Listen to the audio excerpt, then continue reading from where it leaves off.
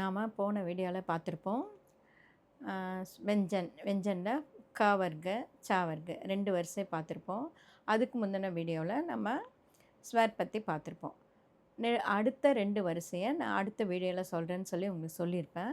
ஆனால் அதுக்கு முன்னால் உங்களுக்கு ஒரு சின்ன எனக்கு தோணுன ஐடியாவை சொல்லலாம்னு நினைக்கிறேன். ஏன்னு கேட்டால், நீங்கள் இதில் பரீட்சை எக்ஸாமை பற்றி படித்து எழுதுறதுக்கு முன்னால் அந்த பேட்டர்ன் எப்படி இருக்கும் அதை பார்த்துக்கிட்டிங்கன்னா உங்களுக்கு இன்னும் படிக்கிறதுக்கு இன்ட்ரெஸ்ட் அதிகமாக வரும்.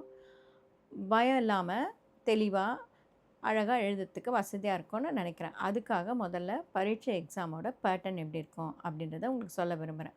அது உங்களுக்கு அழகாக குழந்தைங்களா இருந்தாலும் சரி, பெரியவங்களாக இருந்தாலும் சரி, நம்ம கொஸ்டின் பேப்பர்லேயே தான் எழுத போகிறோம். அது ஆன்சர் ஷீட் கிடையாது. கொஸ்டின் பேப்பர் கொடுத்துருவாங்க. அதில் தான் நம்ம ஆன்சர் எழுத போகிறோம். அதுலேயும் என்னென்னா 2 hours எக்ஸாம் தான். 10 to 12 எக்ஸாம் இருக்கும். அது உங்களுக்கு இப்போ பிரச்சாரக்கிட்ட படிக்கிற குழந்தையா இருந்தாலும் சரி, இல்லை பேரண்ட்ஸே சொல்லி தரீங்க அப்படின்னாலும் சரி, உங்களுக்கு பக்கத்துலேயே இருக்க சென்டர் தான் போடுவாங்க. அதனால் அந்த சென்டரில் கொண்டு போய் குழந்தைங்கள விட்டுட்டு வந்துட்டிங்கன்னா 10 to 12 வரைக்கும் எழுதிட்டு கூட்டிகிட்டு வந்துடலாம். இப்போ பேட்டர்ன் எப்படி இருக்கும் அப்படின்றத பற்றி நான் உங்களுக்கு சொல்ல போகிறேன். முதல்ல மேலே பார்த்திங்கன்னா உங்களுக்கு எந்த ஸ்டூடெண்ட் எழுதுகிறாங்களோ கேண்டிடேட் நேம் அப்படின்னு கொடுத்துருப்பாங்க. அந்த குழந்தைங்களோட பேர் எழுதிடணும். அதுக்கப்புறம் எக்ஸாம் ரோல் நம்பர் பரீஷா கிரம சங்கியா அப்படின்னு கொடுத்துருப்பாங்க. அங்கே எக்ஸாமோட ரோல் நம்பர் உங்கள் குழந்தைங்களுக்கு ஒரு நம்பர் வந்திருக்கும். அந்த நம்பர் ஆல் டிக்கெட்டில் வரும். அந்த நம்பரை அங்கே எழுதிடணும். அதுக்கப்புறம் எடுத்த உடனே ஃபஸ்ட்டு ரோமன் லெட்டர் அப்படின்னு சொல்லி கொடுத்துருக்கிறது என்னென்னா, படத்தை பார்த்து அந்த படத்துக்குரிய பேரை எழுதணும். அது கூட உங்களுக்கு சாய்ஸ் கொடுத்துருப்பாங்க. ஒரு 12 படம் கொடுத்துருப்பாங்க. 12 அதில் 10 மட்டும் எடுத்து எழுதுகிற மாதிரி இருக்கும். அந்த 10ல் நமக்கு தெரிஞ்சதை எளிமையானது ஈஸியானதை எடுத்து எழுதிக்கலாம். இப்போ ஒரு எக்ஸாம்பிள் என்னென்னா, இப்போ யானை எலிஃபண்ட் அப்படின்னு ஒரு படம் கொடுத்துருந்தா நீங்கள் அதுக்கு கீழே ஹாத்தி அப்படின்னு எழுதிங்க. அதே மாதிரி ஒரு பூனை படம் கொடுத்துருக்காங்க, கேட்டோடது இருக்குன்னா பில்லி அப்படின்னு சொல்லி அதை நம்ம எழுதணும். see the picture and write its name for any 10 picture. ஏதாவது ஒரு 10 படத்தோட பேரை எழுதணும். கீழே கோடு இருக்கும். அந்த கோடில் அந்த கோடை லைனை டச் பண்ணி நம்ம அந்த 10 செலக்ட் பண்ணி எழுதணும். இதுதான் ஃபஸ்ட் ரோமன் லெட்டர். இதுக்கு 10 மார்க். செகண்ட் ரோமன் லெட்டர் என்னென்னா, இப்போ ஹிந்தியில் வேர்ட்ஸை கொடுத்துருவாங்க. மொத்தம் 8 கொடுப்பாங்க. அந்த 8 கொடுத்து அதில் 5 எடுத்து நம்ம எழுதணும். அது முதல்ல ஹிந்தியில் கொடுத்துட்டு அதுக்கு மீனிங் எதில் எழுதணும்னா இங்கிலீஷில் எழுதணும். ரைட் மீனிங்ஸ் ஃபார் எனி 5, ஏதேனும் 5னுக்கு பொருள் எழுது அப்படின்னு கொடுத்துருப்பாங்க. 5 மார்க்கு. ஒரு எக்ஸாம்பிள் அப்படின்னு சொல்லி போனால், இப்போது பாலத்து அப்படின்னு கொடுத்துருந்தாங்கன்னா நம்ம என்ன எழுதுவோம், டொமஸ்டிக், அதாவது வீட்டு விலங்கு, வீட்டில் வளர்க்கக்கூடியது டொமஸ்டிக் அப்படின்னு. அதே மாதிரி காலானா தெரியும், பிளாக் கருப்பு. அது மாதிரி உங்களுக்கு ஹிந்தியில் கொடுத்துருப்பாங்க. நாம் இங்கிலீஷில் எழுதணும். இதுக்கு 5 மார்க்கு. இது second Roman letter. Third Roman letter அப்படின்றது ஏதாவது 5க்கு மேலே சொன்ன மாதிரி 8 கொடுத்து 5 எழுத சொல்லுவாங்க. அது ஆப்போசிட், அதாவது எதிர்ச்சொல். Write opposite word for any 5 அப்படின்னு. லம்பா அப்படின்னா சௌடா, ஆனா ஜானா, அதாவது கம் கோ அப்படின்ற மாதிரி. அதே மாதிரி சரல் அப்படின்னா ஈஸி, ரொம்ப ஈஸியானது. அதுக்கு நம்ம கஷ்டம்னு சொல்கிறோம்ல, அதுதான் இதில் கடின் அப்படின்னு சரல் கடின். அது மாதிரி ஆப்போசிட் வேர்டை நம்ம எழுதுகிற மாதிரி இருக்கும். அதுக்கு 5 மார்க். அடுத்து ஃபோர்த் ரோமன் லெட்டர் படம் கொடுத்துருப்பாங்க. அந்த படத்தை பார்த்துட்டு நம்ம 2 சென்டென்ஸ் மேக் பண்ணணும். see the picture and answer. முதல்ல எனி 5, அதாவது முதல்ல அந்த பிக்சரை பார்த்துட்டு அந்த பிக்சர் கேப்டாக நம்ம ஆன்சர் எழுதணும். குத்தா கைசா ஜான்வர் அப்படின்னா நாய் எப்படிப்பட்ட விலங்கு அப்படின்னு கேட்குறாங்க. அதில் பசங்களுக்கு ரொம்ப ஈஸி என்னன்னு கேட்டால் குத்தா, அதை அப்படியே எடுத்து எழுதிடலாம். அந்த கைசா அப்படின்னு உங்களுக்கு ஸ்க்ரீனில் தெரியும், பார்த்தா தெரியும். அந்த கைசான்றதை மட்டும் எடுத்துட்டு அந்த இடத்துல நம்ம படானா பிக், பெருசு, பெரிய அனிமல், அதாவது பெரிய விலங்கு அப்படின்னு சொல்லி. குத்தா கைசா ஜான்வர்னா குத்தா பாலத்து ஜான்வர். ஆத்தி படா ஜான்வர். நான் முன்னால் சொன்னது ஒரு ஆத்தியை சொல்கிறதுக்கு யானைக்கு சொல்லிட்டேன், சாரி. குத்தா கைசா ஜான்வர் அப்படின்னா குத்தா என்ன விலங்கு, டாக். அது பாலத்து ஜான்வர், வீட்டில் வளர்க்கக்கூடிய விலங்கு. அந்த கைசாவை எடுத்துகிட்டு நம்ம என்ன பண்ணாங்க, பாலத்து அப்படின்னு போடணும். அதே மாதிரி தான் இப்போ நான் இதுக்கு முன்னால் செஞ்சோம்னா ஆத்தி கைசா ஜான்வர் அப்படின்னு கேட்பாங்க. அப்போ ஆத்தி அந்த கை சவத்துட்டு படா ஜான்வர் எழுதணும். இதுதான் உங்களுக்கு ரோமன் லெட்டர் 4. இதுலேயும் வந்து என்னென்னா உங்களுக்கு 8 கொடுத்து 5 எழுத சொல்லுவாங்க. ஒன்னொன்னுத்துக்கு 1 மார்க்கு 5 மார்க்ஸ் அது. அதுக்கு அடுத்த ரோமன் லெட்டர் தான். படத்தை பார்த்துட்டு இதே மாதிரி அதுக்கும் படம் வரும். அந்த 5th ரோமன் லெட்டரில் see the picture and write 2 sentence about it. அதாவது படத்தை பார்த்து அதை பற்றி 2 வாக்கியங்கள் எழுதணும். இப்போ ஒரு பையன் அங்கே என்ன கொடுத்துருக்கு, ஒரு பையனும் ஒரு பூனையும் கொடுத்துருக்கு. இப்போ அந்த பையன் பூனையை பார்க்குறான், பூனை பையனை பார்க்குது அப்படின்னு சொல்லி எழுதணும். லடுக்கா பில்லிக்கோ தேக்தா ஹை, பில்லி லடுக்கேக்கோ தேக்தி ஹே அப்படின்னு எழுதணும். அதே இங்கே கீழே ஒரு வீடு மாதிரி கொடுத்துருக்காங்க அப்படின்னா இதுனா இது சின்ன வீடு, இது அழகான வீடு அப்படின்னு சொல்லி எழுது. எக் கர் ஹை, எக் சோட்டா கர் ஹை, அது மாதிரி எழுதுது. இதுக்கு 4 மார்க்கு. ஒன்றுத்துக்கு 2 மார்க்கு, இன்னொன்றுக்கு 2 மார்க்கு. ஆனால் இதுக்கு 2மே கம்பல்சரி எழுதணும். இதுக்கு சாய்ஸ் கிடையாது. 6th ரோமன் லெட்டர் நம்பர்ஸ் வந்து பரீட்சையை பொறுத்தவரைக்கும் ஒன்லி 20 நம்பர்ஸ் மட்டும்தான், ஏக்லேருந்து பீஸ் வரைக்கும். அதில் மிங்கிள் பண்ணி கொடுத்துருப்பாங்க. அதில் வந்து 5மே நம்ம எழுதணும்.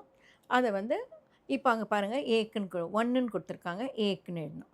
3 கொடுத்துருக்க, 3 கொடுத்துருக்க, தீன் அப்படின்னு எழுதும். 8க்கு வந்து ஆர்ட். இது மாதிரி இந்த 5 எழுதணும், 5 மார்க். 7th ரோமன் லெட்டர் வந்து என்னென்னா write the meaning and make the sentence for any five. அங்கே பாருங்கள், ரைட் த மீனிங்.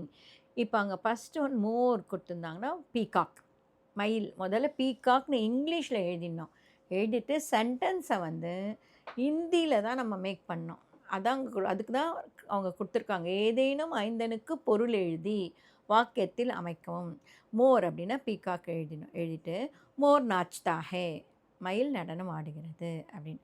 அதேமாதிரி தூத்தும் கொடுத்துருப்பாங்க. செகண்ட் தூத் தான் மில்க்கு அப்படின்னு இங்கிலீஷில் எழுதிட்டு தூத் மீட்டா ஹை, இல்லைனா காய் தூத் தேத்தி ஐ, பசு பால் தருகிறது, பால் சுவையாக இருக்கும் அப்படின்னு எழுதிக்கலாம்.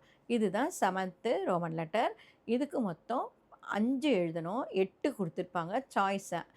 8 கொடுத்ததில் நம்ம 5 செலக்ட் பண்ணி எழுதணும். அதுக்கு 10 மார்க். அதுக்கு அடுத்த Roman letter next 8th Roman letter.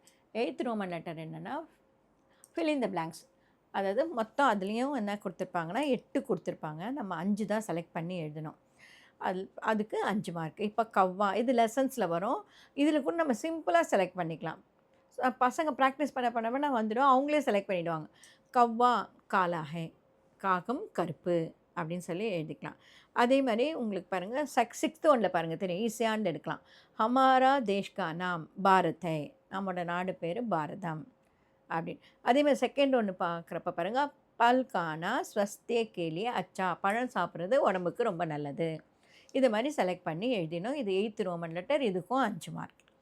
அடுத்து 9th ரோமன் லெட்டர் வந்து சூஸ் த கரெக்ட் வேர்டு.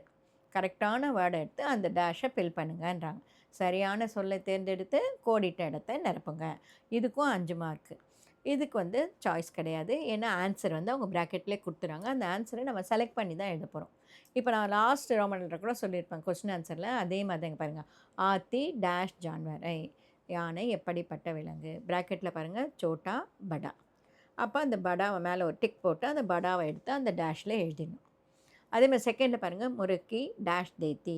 ப்ராக்கெட்டில் அண்டா, அண்டானா எக்கு, தூத் அப்படின்னா மில்க்கு. அதாவது கோழி என்ன தரும் நமக்கு, அண்டா. அந்த எடுத்து அதை டேஷில் அண்டான்னு எழுதிடணும், எக்கு அப்படின்னு. இதுதான் 9th ரோமன். ரொம்ப ஈஸி, பசங்க ஈஸியாக பண்ணிவிடுவாங்க இதை. அதுக்கு அடுத்து 10th ரோமன் லெட்டர்னா மேட்ச் த ஃபாலோயிங். அதாவது பொறுத்துக்க. ஃபஸ்ட்டு இருக்கிறத வந்து அப்படியே வரிசையாக கொடுத்துட்டு அதனோட ஆன்சரை செகண்டில் என்ன பண்ண மிங்கிள் பண்ணி கலந்து கொடுத்துருப்பாங்க.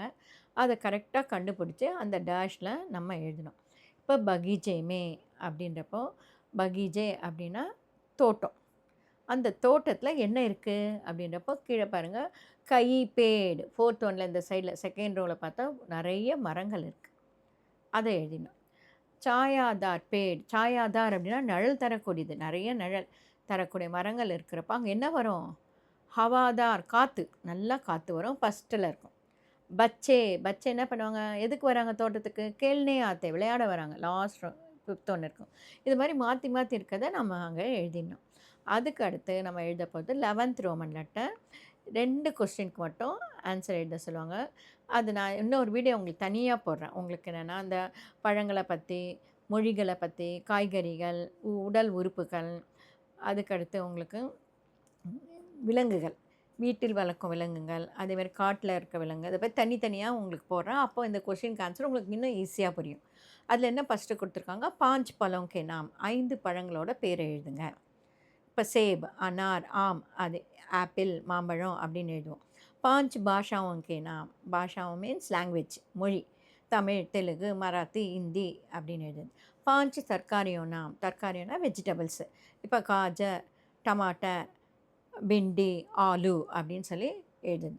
5 அங்கும், அங்குனா உடல் உறுப்புகள், பார்ட்ஸ் ஆஃப் த பாடி. இப்போ ஆங்க், நாக், மூக்கு, மவுத் அப்படின்னு நம்ம எழுதுறது தான். அதுக்கடுத்து ரோமன் லெட்டர் 12. இது ரொம்ப ரொம்ப ஈஸி. என்னென்னா அந்த வேர்டு கீழே இருக்குது பாருங்கள், ஃபஸ்ட்டு, செகண்ட், தேர்டு, ஃபோர்த்து, அது மேலே எதுவுமே வச்சுருக்க மாட்டாங்க. மேலே நல்லா பாருங்கள், ஒரு சின்ன நிலா மாதிரி போட்டு ஒரு புள்ளி வச்சுருப்பாங்க. சந்திர பிந்து அப்படின்னா, பிந்துனா பொட்டுன்னு அர்த்தம். அதேமாரி ஒரே ஒரு கோடு போட்டு மேலே வரும் டாட் மட்டும் வச்சுருப்பாங்க. ஒன்று நிலா மாதிரி போட்டு டாட்டு, ஒன்று வெறும் டாட் இருக்கும். இப்போ பங்கால் அப்படின்னா அந்த பாக்கு மேலே என்ன வரும், சந்திரபிந்து வருமா டாட் வருமானு எழுதணும் நம்ம. ஒன்றும் இல்லை, அந்த பாக்கு மேலே ஒரு டாட் மட்டும்தான் வைக்கணும்.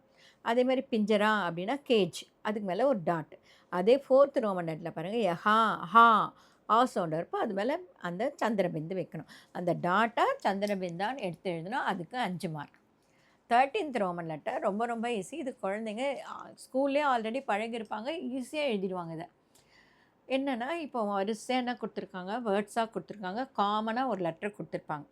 அந்த ஃபஸ்ட் இருக்கிறதோட அந்த காமனாக இருக்க வேர்டை ஜாயின் பண்ணணும். பட்டோட நாவை சேர்த்தா பட்னா, லிக்கோட நான் சேர்த்தா லிக்னா, காவோட சேர்த்தா கானா, லாவோட சேர்த்தா லானா. அவ்வளோதான். இது ஈஸியாக அப்படியே ஜாயின் பண்ணி எழுதுறது. பசங்க ரொம்ப ஆசையாக ஜாலியாக செய்வாங்க. இது 13th ரோமன் லெட்டர். அதுக்கு அடுத்து பார்க்க போகிறது நம்ம 14th ரோமன் லெட்டர். இதில் என்னென்னா கொஸ்டின் ஆன்சர் இது தான். இப்போ என்னென்னா மொத்தம் 8 கொஸ்டின் ஆன்சர் கொடுத்துட்டு அதில் நமக்கு எழுத சொல்ல போகிறது 7 கொஸ்டின் ஆன்சர். மொத்தம் 14 மார்க்ஸ். ஒரு கொஸ்டினுக்கு 2 மார்க். கவ்வா கைசாய், காகம் எப்படி இருக்கும், இப்போ நம்ம முன்னால் கூட பார்த்துருவோம் ஃபில் இன் த பிளாங்க்ஸ்லேயே, கவ்வா காலா ஹே அப்படின்னு சொல்லி, காகம் கருப்பாக இருக்கும். செகண்ட் ஒன் பாருங்கள், ராதாக்கோ கவ்வா பசந்தை யா தோத்தா. ராதாவுக்கு காகத்தை பிடிக்குமா கிளியை பிடிக்குமா? எல்லாருக்குமே கிளியை தான் சாதாரண, அதே நம்ம தெரியும். அதனால் அங்கே என்ன எழுதிடும், ராதாக்கோ தோத்தா பசந்தை, அதுலேயே ஆன்சர் வந்துடுது. அது மாதிரி சிம்பிளானதை நம்ம எடுத்து எழுதணும். அதுக்கு அடுத்த ரோமன் லெட்டர் தான் நம்ம பார்க்க போகிறது. Roman letter 15. அதில் வந்து டிரான்ஸ்லேஷன் ஒன்லி நம்ம இங்கிலீஷில் தான் எழுத போகிறோம். இப்போ தமிழ் மீடியம் படிக்கிற குழந்தையா இருந்தால் தமிழில் எழுதலாம், இங்கிலீஷ் மீடியம் படிக்கிற குழந்தையா இருந்தால் இங்கிலீஷில் எழுதலாம். Translate into Tamil R English கொடுத்துருப்பாங்க. 5 மார்க்கு. இதுக்கு சாய்ஸ் கிடையாது, அப்படியே தான் எழுதணும். மை லடுக்கி ஊம் அப்படின்னா ஐ ஆம் ஏ கேர்ள் அப்படி. ஆஃப் டாக்டரை, யூ ஆர் டாக்டர், நீங்கள் டாக்டர். அது மாதிரி எடுத்து இங்கிலீஷில் எழுதணும். அதுக்கடுத்து கடைசியாக ஒன்று என்னென்னா, இங்கே லாஸ்ட்டில் பாருங்கள் கொடுத்துருப்பாங்க, சஃபாயி கே அங்க் 5 மார்க்ஸ் அப்படின்னு கொடுத்துருப்பாங்க. அது என்னென்னா, குழந்தைங்க ஹேண்ட் ரைட்டிங் அழகாக எழுதுறதுக்கு 5 மார்க். இது வரைக்கும் பார்த்திங்கன்னா உங்களுக்கு ஃபுல்லாக மொத்தமாக டோட்டலாக 100 மார்க்ஸ் வந்திருக்கும். இதில் எதுவுமே கஷ்டப்படுற மாதிரியே இருக்காது, அழகாக ஈஸியாக எழுதலாம். இப்போ நீங்கள் கொஸ்டின் பேட்டர்னை பார்த்தோன்னே உங்களுக்கு வந்து எக்ஸாம் எழுதணும்னு ஒரு ஆசை வரும். அதுதான் இதுதான் இந்த பரீட்சை எக்ஸாமோட பேட்டர்னு. நான் இதை வந்து உங்களுக்கு நடுவில் வந்திருக்க அந்த ஃப்ரூட்ஸு, ஃப்ளவர்ஸு, இதெல்லாம் தனியாக ஒரு வீடியோ போடுறேன். ஏன் இதை ஃபஸ்ட்டு உங்களுக்கு போட்டேன்னா, இதை பார்த்தோன்னே உங்களுக்கு ஒரு இன்ட்ரெஸ்ட் வரும், படிக்கணுன்னு ஒரு ஆர்வம் வரும். ஐயோ இவ்வளோ சிம்பிளாக இருக்கே, நம்ம கற்றுக்கணுமே அப்படின்ற ஆசை வரும். அதுக்காக தான் இதை நான் முதல்ல உங்களுக்கு போடுறேன். குழந்தைங்களுக்கும் வந்து நீங்கள் சொல்லித்தரத்துக்கு ரொம்ப ஈஸியாக இருக்கும். ஃபஸ்ட்டு நீங்கள் இதை பார்த்து தெரிஞ்சுக்கிட்டிங்கன்னா குழந்தைங்களுக்கு சொல்லித்தர உங்களுக்கு ரொம்ப ஈஸியாக இருக்கும். அதே நேரத்தில் உங்களுக்கு ஒரு ஆர்வம் வரும். அதுக்காக வேண்டி தான் நான் இந்த வீடியோவை ஃபஸ்ட்டு இதை நான் போடுறேன். இது உங்களுக்கு பிடிச்சிருக்குன்னு நினைக்கிறேன். நன்றி.